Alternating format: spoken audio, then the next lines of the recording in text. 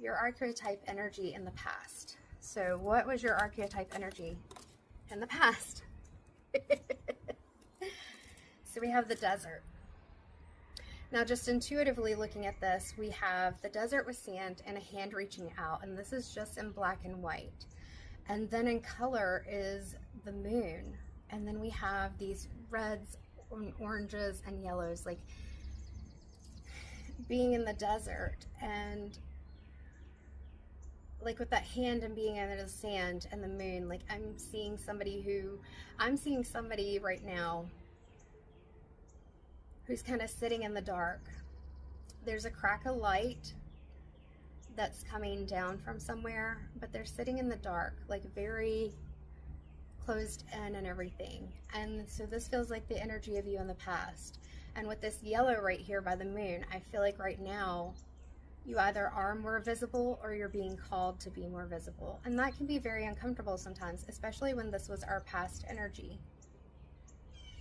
So that you can continue to take risk, to grow, evolve, and expand.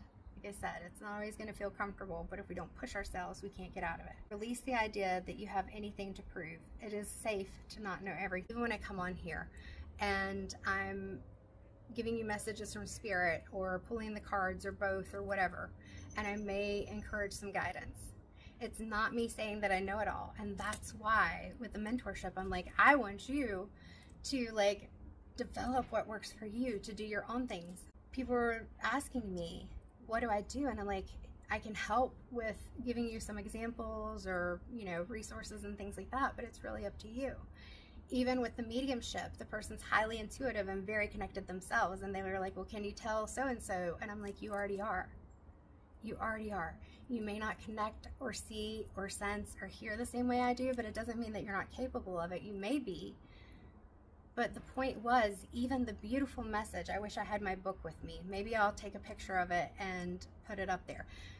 They had me do a quick sketch, and it was of the person sitting in their chair, and they had me put one family member standing behind them, and an arrow pointing at the heart here connected to an arrow pointing at the heart of the other person. And the ancestor said, this is how we want for you to see. If you need a visual, this is how we want you to see this connection, is that it's there. It's like this arrow between our hearts, that it's us connected in this line. The point was, if that person wanted to be able to feel the connection with family members, all they had to do, if they felt like they couldn't visually see them or hear them or feel them, is to imagine that connection between them.